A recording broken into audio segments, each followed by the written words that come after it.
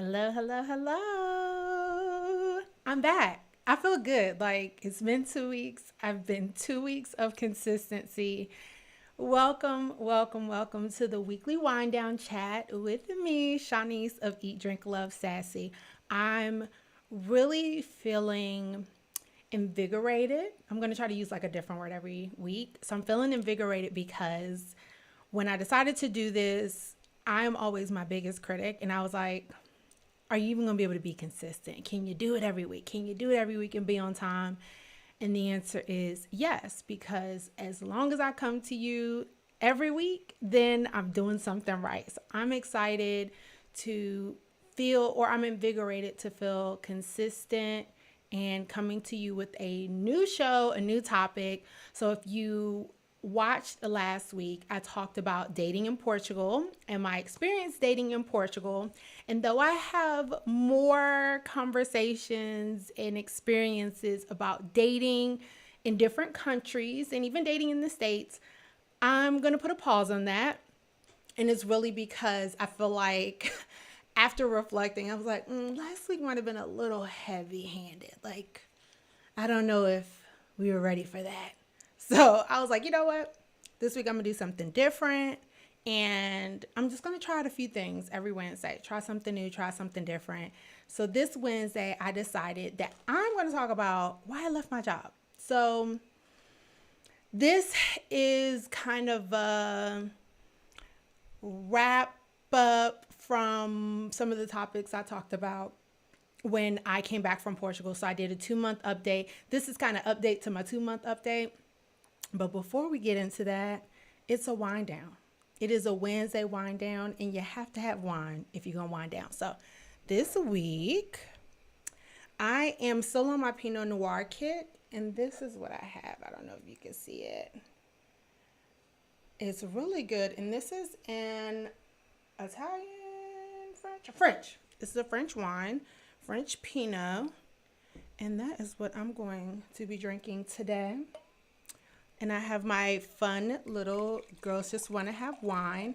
And really cute story about this wine glass. I got this. You know how your jobs do like the little secret Santa and everyone has like a $10 or $15 or $20 limit. I actually got this from one of my old coworkers who I absolutely love because I generally give the worst Christmas gifts and like secret Santa gifts. I'm awful. I don't think I'm great at it, but she's so good at it because at the time I was like really on my wine and she was like, oh, I have the perfect gift for you. So she gave me this cool wine glass. Also because at the time I love Scandal too. And Scandal was big. And she was just like, I'm going to get you a wine glass. And she got me this wine glass. She's like, it's perfect for your Scandal night. So hope everybody is with me and having a glass of wine. Thank you, thank you, thank you. I try. I'm at home all the time and I never have any makeup on. I don't have eyebrows on. I have nothing on. So Wednesday also gives me the excuse to put myself together, to like put on real clothes and put on makeup and just feel really cute. So I really just, this is kind of my one kick in the butt also to be consistent. It's like, girl, you haven't put on eyebrows in forever. Last time you put on makeup was a week. Put on some makeup, put yourself together. So here I is. So let's get into it. So when I talked to everyone in February or March about my 2 month update from Portugal, one of the big things was I was trying to leave my job. It's not that I hated my job. I actually enjoyed it, but it was getting very cyclical. I knew that they were probably going to start moving to hybrid, and that's not my ministry. That's not my ministry. I loved when I got the job. I was like, I just want one remote day. That should be really cool. You know, sleeping in an extra hour or two and all that stuff. Look. COVID came and said, girl, you can sleep in every day. You can do your job with a t-shirt on and shorts if you want. And you could do it without a bra on because you're only going to see me from like the collarbone up. It was a wrap. I was like, I will refuse to ever go back in the office. Like, I'm just not for that life. And so I knew my job was going to be going hybrid. I knew eventually they were going to try to do it because I work with a lot of older people in my company, and that's just, they don't get the remote life. So just a little background, a lot of the work that I do, I've always done like compliance, operations, program, project management. I've been doing that for years now in a few different sectors.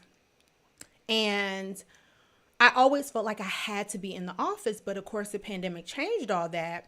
And I could literally do it from anywhere, and then started to truly realize my value, which was, oh, as a program manager, I don't ever really have to go in. Like, there's every program I manage, I can do that from wherever as long as I have internet. Same thing with being a project manager. Same thing with being a compliance. It's a little tricky. Being in operations, I knew it was going to be tough for me to ever find an operations job that is not in person. Like, doing operations, you're going into work. You are going to physically be going somewhere, even if it's hybrid. But I've been doing that for so long, and I don't want to do anything different. Like, normally with my jobs and when I've left is because I'm like, I want to do something totally different. I really I just want to try something new. This time I didn't want to try anything new. I just didn't want to work in the office. I was just like, I ain't going back in. It's not going to happen. And another thing I realized and why I left my job is that I have a tendency to leave after 2 years. There's something about, like, the first year is always good because you're like, oh, I'm learning. I've gone through a year, likes, dislikes, and you kind of decide like, oh, I'm going to stay or I'm going to go. For me, the first year is always a trial year. And generally I'm like, it's straight. I'll stay. I don't got nowhere else to go. I don't feel like looking for a job again. By 18 months, I get the itch. And by 18 months, I am ready to go. I'm generally like, yeah, I think it's time to go. Sometimes it'll be management. Sometimes it'll be just the organizations, like where they're actually going in the organization. But I get that itch at 18 months. This job I just left, that was what it was. Because I was like, I think they're going to try to have us go back in. I think they're going to try to, tighten the grips on us working remote and being able to work in other states. And so I was like, you know what? If they decide we have to come back in full time, I'm gone. If they say we got to come in hybrid, I'm gone. If they say we have to work remote and we have to stay near where the job is, I'll stay for a little longer, but I got to find a way out. And that's what happened. They said we could stay, but we had distance constraints. Like, we could only live a certain amount of miles in distance from the office. And so I was like, okay, whatever. I'm going to stay. It's a check. And I also need to figure out my exit plan. And that's what I did. And so as of like 2 weeks ago, I left my job. It was time to go. And the reason I give this backstory, like, one thing about me, I'm gonna give you a story, but like a preacher, I'm bringing it around. I'm gonna bring it back. You just gotta hold on and stay with me. The reason why I decided to not only leave and choosing when I was leaving, but I think that anytime a job doesn't serve its purpose for you, it's really important not only to have an exit plan, but to financially be in a good space so that you don't have to have a desperate plan. Okay, boom, there we go. That's bars. Okay, you heard that. It's always good to have an exit plan. Okay, I need to figure out how to put the little banner. It's always good to have an exit plan. But what's most importantly is to have your financials in place so that you don't have a desperate plan. What is a desperate plan? A desperate plan is when you leave a job, you're laid off, they have they cut people, they let people go, and you are financially in a situation when you are desperate and you will take anything. You don't put together your non-negotiables. You don't put together your vision board for your next job. You don't write your list of pros and cons for a job. You like, I'm taking anything because I got kids to feed. I got family. I got people depend on me. But most importantly, I got bills, right? We all have bills. I got bills now. But one thing about me, and I have strategically done this when I have left 3 positions is making sure that I'm in a financially sound place so that I am looking for new positions that are going to serve me and I am not in desperate mode and taking anything. Okay? I'm gonna have to sip on that. Okay? I'm gonna take y'all. Just come with me. Come on. So why is this important? This is important because this happened to me. I left the job. I knew I was leaving a year before.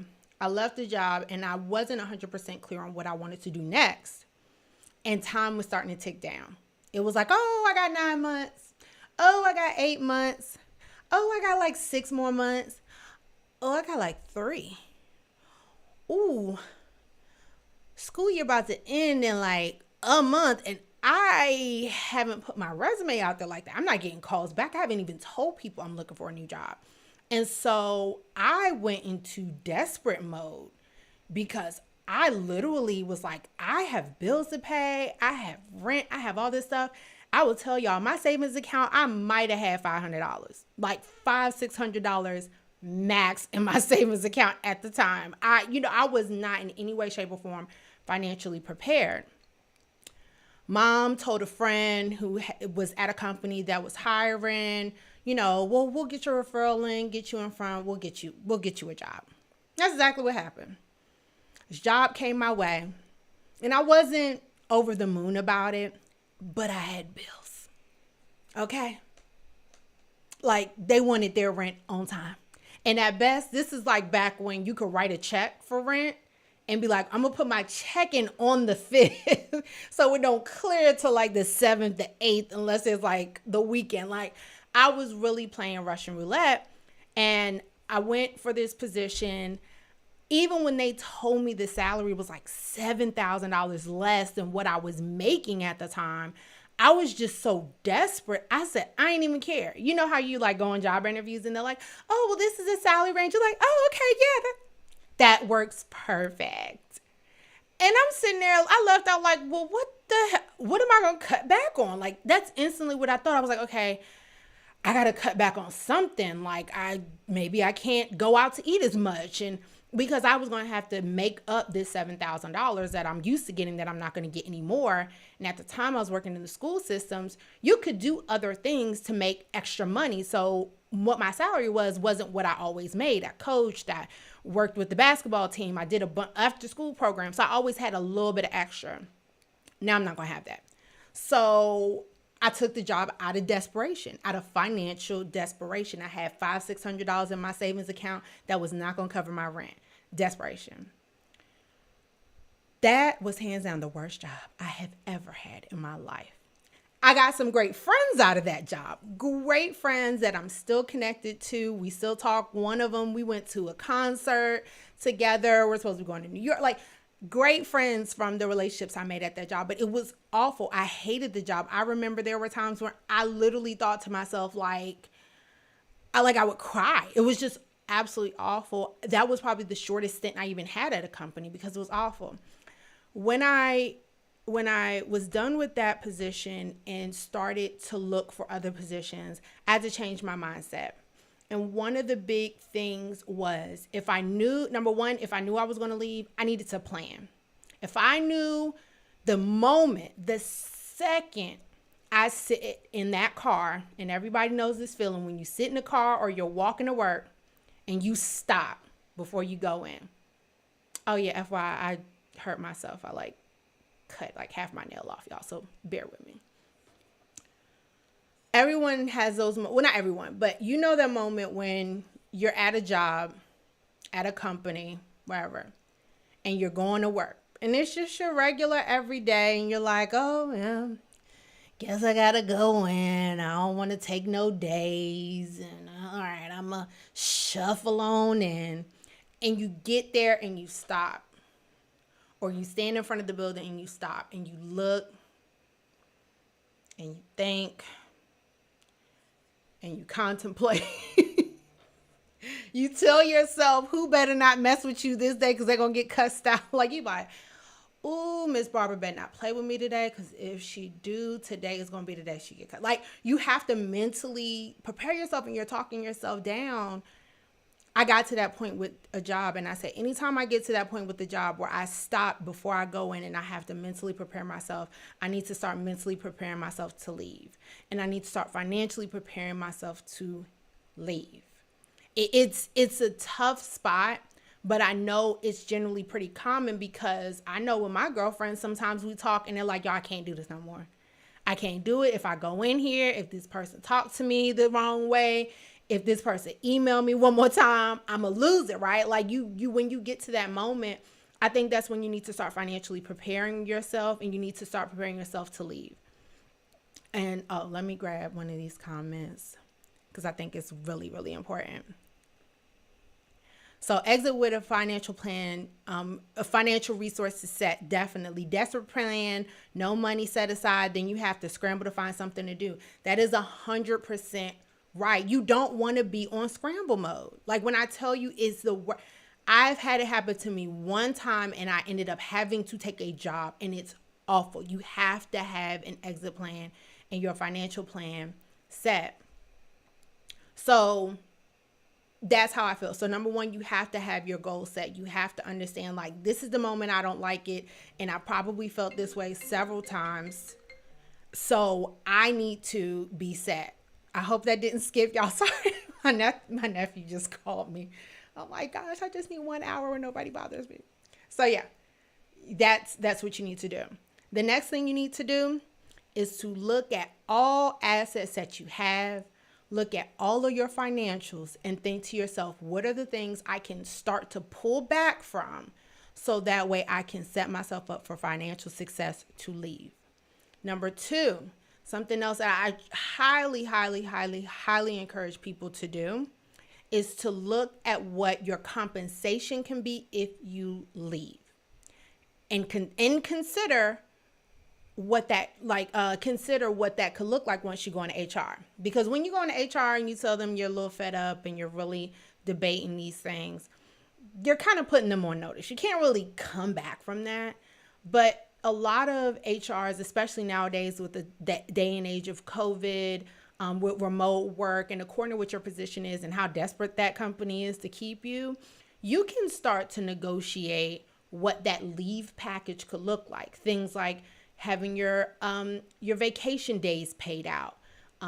Things like what it may look like if you have to dip into your 401k or 403b. The next thing you need to look at is all of your bills and determine how long you think you can go without a job, without any income. This is not including things like, oh, well, I shop at Amazon a lot. Or, oh, yeah, well, I had to get them new Jordans. These are, hey, I'm getting all my bills paid, plus things like eating out. You might cut back a little bit on, but you need to factor those things in and see, okay, well, if I have this much in my savings, if I get this type of severance, how many months can I go without getting into desperate mode, right? That's what I did. I looked at how much money I have in my savings. And I'll be honest, and I know people like Susie Orman's probably going to say, don't do this. How much money do I have on my credit card? What is my cushion with my credit cards? I don't like to use those. I don't like to be desperate on those. I think that's an awful idea. To me, credit cards are the last resort. But what does my financial situation look like? How much do I have in my savings that I'm willing to touch? And how many months can that let me go?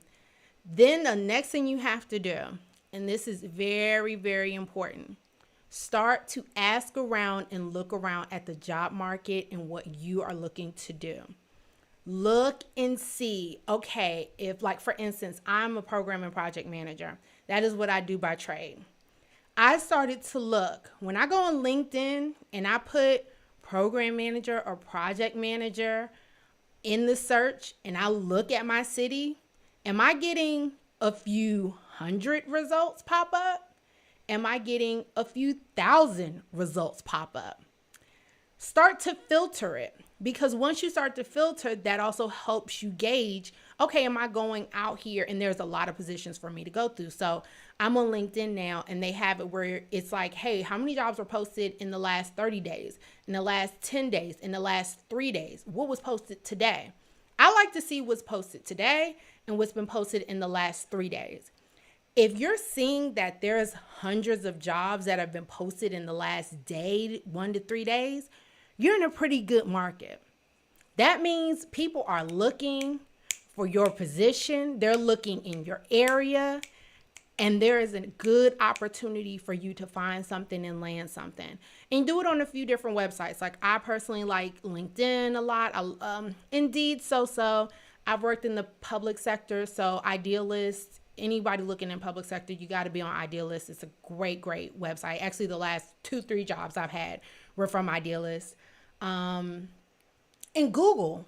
Like I like Google, like program manager jobs in this city. And I get like a big list that comes from Google. So I guess you can like post jobs on Google now. You can do anything on Google. Like Google is everything. Anyways, this is so good. I really have been getting into Pinot Noir. Maybe I've been sleeping on it because I've been doing Merlot, but this Pinot is really good. So, and I have notes, y'all. I have my little notepad here. So, what was I saying? Yes. So make sure that you're looking to see how many jobs are becoming available in the field that you want to be in and how often are those positions coming available. If the pool is looking a little thin, you might want to hold back. You might want to say, okay, let me see if I can stick it out for another 3 to 6 months and let's revisit at month 3. Let's revisit at month 6. But with your plan, your exit plan, you really need to know, are you hopping into a deep pool with a lot of opportunities? Or is it shallow and you might need to hold out a little longer?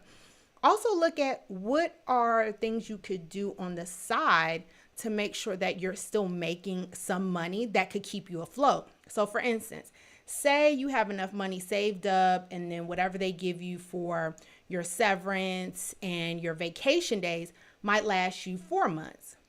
Think to yourself, okay, if that lasts me 4 months, if I got a part-time job, could that 4 months stretch out to 6 months? Could that 4 months stretch out to 8 months? I was at Aldi the other day, and I like to go to Aldi because they have like this lemonade that is so freaking good. And plus their prices are good. I was at Aldi, and of course, you know, a lot of service jobs, they're all hiring. And Aldi said on the little sign when I walked in, it was like, now hiring part-time starts at, I think it was like $16 an hour. And then I went to the mall. I went to Aldi and then I went to the mall, and there were stores in the mall that were like, we're starting at $20 an hour for, you know, and we're looking for full-time and part-time. A lot of service jobs, a lot of retail jobs, a lot of jobs, places at like Trader Joe's and stuff, they're hiring. They're looking for anyone with flexible scheduling, and they're paying pretty darn good. Some places are paying upward of $15, $20, even $25 an hour. $25 an hour, according to where you live, is really good compensation. That can keep you afloat. You want something that has a little bit of flexibility. So things like I'm someone who I always fall back on retail. I was a fashion major in undergrad. Retail is my thing. I can always fall back on it. But now retail is paying really well. I used to work retail part-time years ago, and I think I was making like $11, $13 an hour. Now retail places are going at about 15 to 20. I'm like, well, shoot, I could do that part-time. Because think about it, if you're doing retail part-time, you're still going to have half of your day completely free. You can still do job searches. You can still make extra money on the side if you're doing some contract work part-time. Do not sleep on some of these retail jobs because A, they're desperate. B, they're not going to stress you out because they rather keep you than stress you. And if you have a good financial exit plan, that can allow you to stretch and find the position that you really want. So I would say, don't take it for granted. Take it into consideration. Okay. I'm looking at this next comment. I avoid having debt that allows me to keep my money in my pockets and pay tithes. Gotta pay them tithes. Ain't nothing wrong with that. Cut out wasteful spending and close down credit cards. I 100% agree. I think if you are at a point where you decide to do this, You want to work with liquid. You want to work with actual cash that you have, cash and savings and other places you might stash it, compared to getting down to those credit cards. And again, you just got to dwindle down those needs and necessities. I have a really great friend. Her name is Dr. Michelle Josie. She does financial planning. And I think if anyone is looking for help, and I'll add that into the description after this, Dr. Michelle Josie is not a credit repair person. If you need help with that, you might need to find and Google someone else. But she works with people on managing budgets. If you are not a money person, she is. She's literally a mathematician. She's really, really great to work with people to make sure they can financially plan for things like this. So I think you should absolutely do that. So the last thing I want to talk about, we talked about leaving strategically. One thing that I am looking to do, not only just with my YouTube channel, but just professionally, is to start working as a freelancer. I am really trying to get into this YouTube thing. As you saw in the description, my YouTube, I call it my YouTube thingy, because I think it's a really fun platform. I also believe that as I'm trying to navigate how I want to use my channel, I think there are a lot of great opportunities on YouTube. One thing I used to do a lot in college was hosting events and hosting forums, hosting fashion shows. And those are things I want to get back into. So being here on YouTube is pushing me to speak more, to be in front of the camera, and to really see where opportunities can go with that. And also, I love being able to do more creating. I still have a ton of footage from Puerto Rico. I have footage from Canada. I still have footage from Portugal. I haven't put out there. I have a bunch of footage from Aruba. I have some beautiful footage from Aruba that I just have. It's still on my memory card. And so as I'm looking into doing more freelance work and contract work, I also want to make sure I continue to have freed up time to do things like these lives and talk about different things. I'm also developing another show. I don't know if I can announce it. I can't fully announce it, but I'm developing another YouTube show. It is going to be a weekly talk show. It is going to be so much fun. I'm doing it with a friend. More details to come. I think that's literally about as much as I can say. But I'm developing another show, or I guess you could call me executive producer / director, but working on another show. I'm going to curate this show because at this point I'm just getting on here on Wednesday nights, drinking wine. I haven't even drank a lot today. Last week I think I drank a lot. But yeah, right now it's just me getting on here on a Wednesday, just talking about whatever. I haven't decided if I want to do current events. Last week was tough because if I did current events, of course, we were going to talk about the slap heard around the world. But I don't want to talk about it because I feel like a million people and everybody and their grandmama has talked about it. I'm not a big gossip person. I follow one gossip, black gossip site. So I just don't know if I want to go into the whole current events, what's going on type of thing. But what I do need is information and feedback from people who have watched this, especially if you're watching the replay.